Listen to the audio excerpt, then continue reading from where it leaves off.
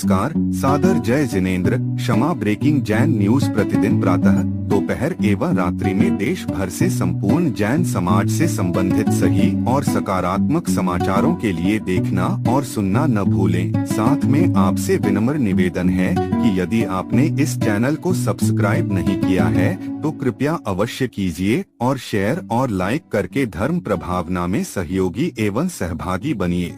इस कार्यक्रम के पुण्यार्जक नमन करता है मातेश्वरी श्रीमती चंदाबाई जैन, वीरेंद्र कड़नकी, रेखा कड़नकी, आदर्श आदि एवं समस्त कड़नकी परिवार, ललितपुर। परम सौभाग्य की बात है कि यदि जहाँ पर तीर्थ क्षेत्र हों, ये अचेतन तीर्थ माने जाते हैं, लेकिन साधु चलते फिरते चेतन तीर्थ माने गए हैं और इन चेतन तीर्थों से ही अचेतन तीर्थ बनते हैं, क्योंकि जिस स्थान पर बालक तीर्थंकर का जन्म होता है वह अतिशय तीर्थ क्षेत्र कहलाता है, क्योंकि जन्म के समय 10 अतिशय होते, इसलिए अतिशय क्षेत्र कहलाता है। फिर जहाँ दीक्षा लेते हैं वहाँ पर भी अतिशय घटित होते हैं, इसलिए वो दीक्षा स्थली भी अतिशय क्षेत्र कहलाता है। फिर जहाँ केवल ज्ञान होता है, केवल ज्ञान के भी वहाँ 14 अतिशय होते, इसलिए वो अतिशय तीर्थ क्षेत्र कहलाता है। फिर इसके बाद में जहाँ पर भगवान को मोक्ष होता है, उन अरहंत परमेष्टि को मोक्ष होता है, वह उस तीर्थ को हम सिद्ध तीर्थ क्षेत्र कहते हैं। इसलिए जैन दर्शन में एक अतिशय क्षेत्र और एक सिद्ध क्षेत्र, ऐसे 2 क्षेत्र हमारे जैन दर्शन में स्वीकार किए गए हैं। जितने भी तीर्थंकर का जन्म होता है वो महानगरों में होता है और उन नगरों की व्यवस्था, उनकी रचना इंद्र की आज्ञा से कुबेर करता है, और वो जो रचना होती है नगर की, वह रचना पूरी वास्तु के अनुसार ही होती है। जो भवन होते हैं इंद्रों के, वह पूर्व दिशा के मुख वाले होते हैं। जहाँ पर तीर्थंकरों का जन्म होता है भरत क्षेत्र में, वो है अयोध्या नगरी। उस अयोध्या नगरी में ही सभी तीर्थंकरों का जन्म होता है, ये सिद्धांत है जैन दर्शन के अनुसार। लेकिन इस सुंडाव सर्पणी काल के कारण से महावीर भगवान, बासपूज भगवान और शीतलनाथ भगवान और आदिनाथ भगवान का तो वहाँ होगा, ऐसे कुछ भगवान हैं जिनका अलग स्थान पर भी जन्म हुआ। मुनि सुब्रतनाथ भगवान का भी अलग हुआ जन्म, तो ये अतिशय क्षेत्र अलग हो गए। अब बात ये आती है कि जहाँ पर ये देवों के द्वारा अलग अतिशय हो गए हों, जैसे कि विशाल प्रतिमा जहाँ पर हो, 11 फीट से ज़्यादा की जो भी प्रतिमा हो जाती है, वो प्रतिमा में वहाँ जब नंदीश्वर द्वीप क्षेत्र में देवलोक स्वर्ग से और 3 निकाय के देव भवनवासी, बेंतर, ज्योतिषी, ये देव जब नंदीश्वर द्वीप जाकर के पूजा करते हैं, तो जैसे यहाँ थोबुन जी में ये बड़े बाबा हैं आदिनाथ भगवान, शांतिनाथ भगवान, कुंडलपुर में बड़े बाबा आदिनाथ हैं, ये बड़ी बड़ी प्रतिमाएं हम क्यों रखवाते हैं? क्या जरूरत है इतनी बड़ी बड़ी प्रतिमा रखवाने का? उसके पीछे कारण ये है कि जो चतुर्निकाय के देव हैं वे भी इन प्रतिमाओं के दर्शन करने अष्टांगिका पर्व में नियम से आते हैं, और जब वो आते तो यहाँ पर चमत्कार दिखाते, यहाँ तुम्हारी मनोकामना पूर्ण करते, यहाँ जैन धर्म का वैभव बढ़ता है। इसलिए हम ऐसी प्रतिमाओं का यहाँ स्थापन करने का ये कार्य करते हैं। आपको ज्ञात होगा एक सागर में अभी तपोवन तीर्थ बन रहा है। उस तपोवन तीर्थ में वहां पर प्रतिमा ले यहाँ पैर से लेके सिर तक 33 फीट की है। ये खड्गासन में है, वो कैसी है? पद्मासन में। और जब उसका परिकर नीचे का कमल आसन आदि ऊपर के भामंडल वगैरह लगने के बाद वो प्रतिमा 51 फीट की हो जाएगी। इतनी बड़ी पद्मासन की प्रतिमा अभी कहीं भारत देश में नहीं है तो गोपाचल में है, लेकिन वो प्रतिमा खंडित कर दी गई। लेकिन फिर भी वह अभी पूज्य है, मान्य है। वो प्रतिमा जरूर बड़ी है, भारत में सबसे बड़ी पद्मासन प्रतिमा। तो ऐसी प्रतिमा के देवलोग भी आकर के दर्शन करते हैं और वहाँ भी अतिशय प्रकट होते हैं हमेशा, इसलिए ये भी अतिशय क्षेत्र कहलाते हैं। ऐसे अतिशय क्षेत्र में जब हम वंदना करने आते हैं तो साजी हमारी विशुद्धि बढ़ती है। और ये कार्य जो आचार्य गुरुवर विद्यासागर जी महाराज ने क्षेत्रों पर चातुर्मास कर करके जो क्षेत्रों का विकास हुआ, ना भूतो ना भविष्यति, उनने जो कार्य किए, जो जीर्णोद्धार उनके सानिध्य में हो गए, चाहे वो नैनागिर का हो, चाहे कुंडलपुर का हो, चाहे पपोरा जी, आहार जी आदि कोई भी तीर्थ उठा लो। और यहाँ पर भी मैं आपको बताऊं, ये जो क्षेत्र है थोबुन जी, ये तो हमारे इतिहास में कभी भूल नहीं सकता, दिल से निकल नहीं सकता। क्यों? जब नैनागिरी में 1987 में आचार्य गुरुवर विद्यासागर जी महाराज के कर कमलों से क्षुल्लक दीक्षा हुई थी, उस समय पहला चतुर्मास वहाँ से बिहार करके थोबुन जी में हुआ था। इसलिए ये तो हमारे रग रग में बसा हुआ ये तीर्थ क्षेत्र है। यहाँ पर अभी मैं एक बार क्षुल्लक अवस्था में, एक बार एलक अवस्था में, एक बार मुनि उपाध्याय अवस्था में और अब आचार्य अवस्था में यहाँ पर आया हूँ इस तीर्थ क्षेत्र के दर्शन करने। और यहाँ आना नहीं था, परंतु पता नहीं बाबा ने अपने आप खींचा और महाराज लोग कहने लगे हमने तो अभी दर्शन नहीं किए। हमारा रास्ता यहाँ से था कहाँ का? ईसागढ़ का। और वहाँ से रास्ता था कहाँ के लिए? शिवपुरी का, क्योंकि हमें शिवपुरी तो जाना है, शिवपुरी अर्थात मोक्षपुरी। लेकिन शिवपुरी में जाने का विचार बनाया था, वहाँ से आगे सोनागिरी और उसके बाद में ग्वालियर भी जाने का विचार आया। लेकिन इस बीच में कल हमारे संग में दीदी हैं, उन्होंने गुना की बात करी, महाराज भी गुना के हैं, तो यहाँ पर गुना के हमारे बीच में अध्यक्ष जी, मंत्री जी और हमारे वकील साहब कौन से पद पर हैं? श्रेष्ठी हैं, प्रचार मंत्री, हाँ, सभी लोग यहाँ पर आमंत्रण के लिए आए हैं। अभी हम बैठ करके चर्चा जरूर करेंगे, कैसा क्या हमारा रूट रहेगा, विचार करेंगे। जब आए हैं और हमारे गुना वालों ने हमें एक बहुत बड़ा अमूल्य रत्न दिया है, और वो भी चेतन रत्न, अचेतन नहीं, चेतन रत्न दिया। और हमारे संघ के यदि साधक की दृष्टि से, अध्यात्म की दृष्टि से यदि कोई साधु हैं तो वो हैं सुदत्त सागर जी महाराज, जिनको दुनिया से कोई लेना नहीं, बस अपनी आत्म साधना में जो एक साधु की चर्या होती है वो करने वाले, किसी से लेना एक ना देना दो, ना उद्धव को लेना ना माधव को देने वाली बात हमारे सुदत्त सागर जी महाराज का ये है। अभी हम अपने संघ के 2 उपसंघ बना करके आए हैं, क्योंकि इस एरिया में, जिस एरिया में मैं जा रहा हूँ वहाँ मैं एक बार निकल चुका हूँ, तो वहाँ पर रूखापन है थोड़ा सा, वो समाज दूर दूर तक नहीं है। तो बड़े संघ को ले करके जाने में हमें ऐसा लगा कि नहीं ले जाना चाहिए अभी। तो एक शिवदत्त सागर जी जो हमने उनको निर्यापक पद दिया है अभी ललितपुर चतुर्मास में, तो उनका संघ, उनके साथ पदम दत्त सागर जी महाराज और वो संघ अभी ललितपुर की ओर ही निकला है, और वो भी यहाँ बमीना झांसी की ओर बिहार करेंगे।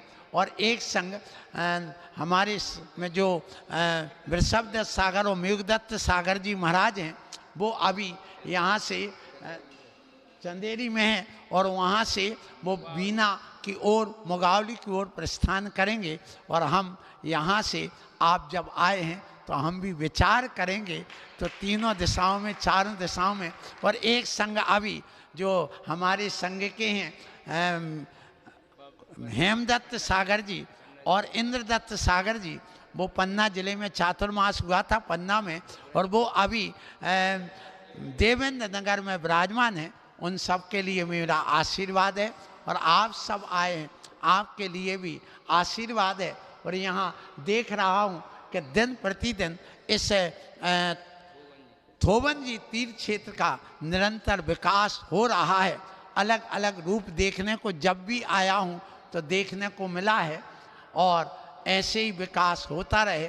आचार्य महाराज का ये कहना है कि तीर्थ तब रहेंगे जब हम भक्त उन तीर्थों पर जाएंगे, और उन्होंने जाने के लिए तुम्हें कहें जाओ तो नहीं जाएंगे, इसलिए उन्होंने ही तीर्थों पर रह रह करके तुम्हें बुलाया है, या तुम बिना बुलाए उन तीर्थों पर आए हो और इन तीर्थों का रूप बदला है। हम भी तीर्थ यात्री हैं। हमेशा ध्यान रखो, आप घर में पर्यटक बन करके कभी नहीं जाना, घर में भी रहो तीर्थ यात्री बन के रहो। सम्यक दृष्टि जीव हमेशा तीर्थ यात्री बन करके रहता है। तीर्थ यात्री का अर्थ ये है कि हमारी कोई मंजिल है, वो है मुक्ति की मंजिल। तो घर में रहो, क्या हमारे लिए वहाँ जाना। पर्यटक का अर्थ होता घुमक्कड़, तो हमें घुमक्कड़ नहीं बनना। वैसे ही हम 84 लाख योनियों से घुमक्कड़ बने हुए, निरंतर हम घूम रहे हैं 84 लाख योनि में। तो घुमक्कड़ का पर्यटक, तो पर्यटक बन करके तीर्थ क्षेत्रों पर मत जाओ, हमेशा तीर्थ यात्री बन के जाओ।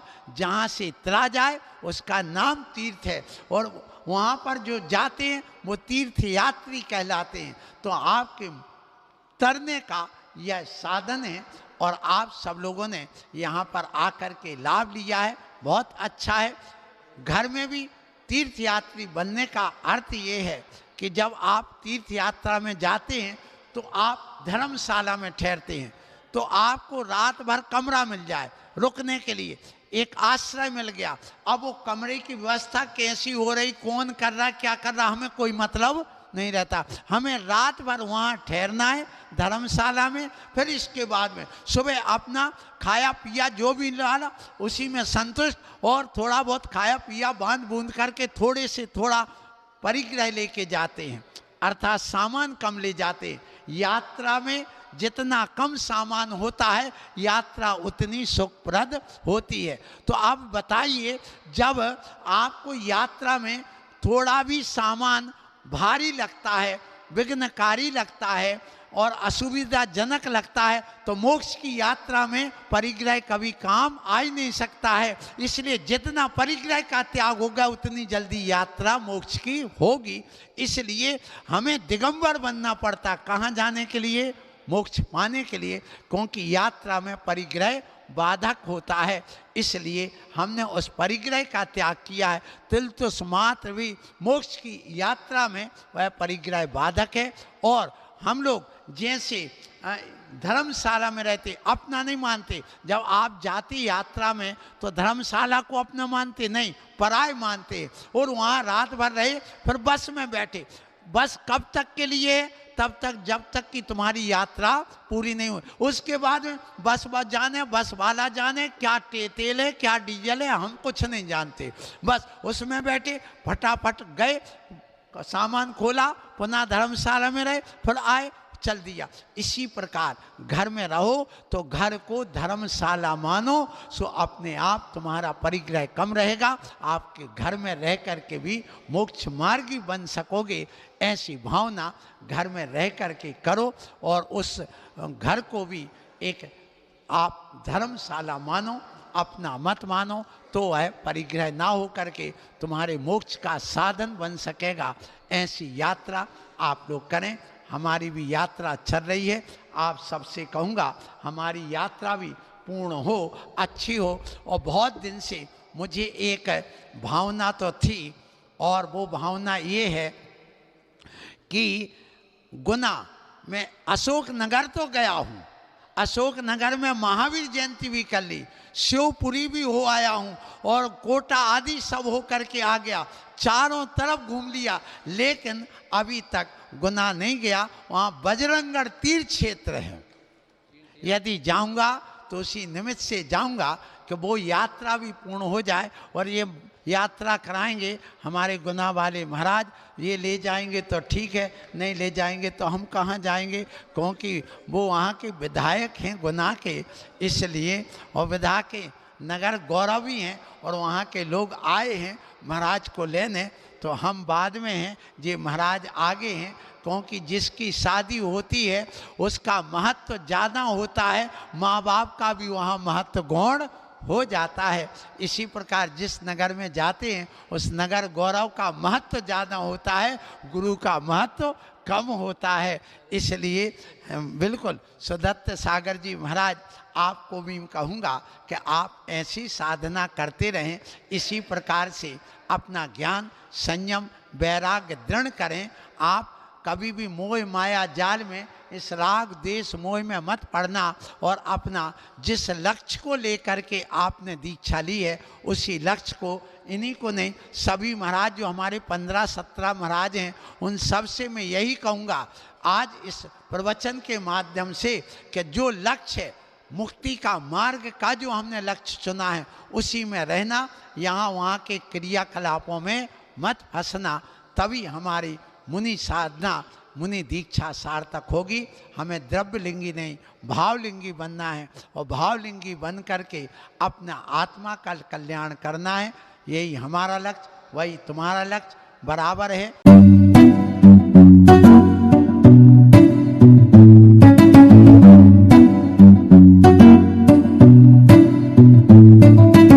बार बार नमोस्तु। मेरी भी एक जिज्ञासा है कि मैं पूछना चाहता हूं कि जब हमारे चरण इस माटी की ओर बढ़ रहे थे, थोबन जी अतिशय क्षेत्र की ओर बढ़ रहे थे, तो आपने बताया कि 1987 में परम पूज्य संत श्रोमणी आचार्य विद्यासागर जी महाराज का यहाँ वर्षा योग हुआ था, और आप भी उस समय क्षुल्लक अवस्था में गुरुदेव के साथ थे, 30 पीछे थी। तो मैं गुरुदेव आपके चरणों में त्रिवार नमोस्तु करते हुए ये जानना चाहता हूँ कि उस समय का कुछ। 87 की बात कर रहा हूँ, तो यहाँ छोटे छोटे कीड़े हो गए थे, सफ़ेद और लाल दोनों प्रकार के।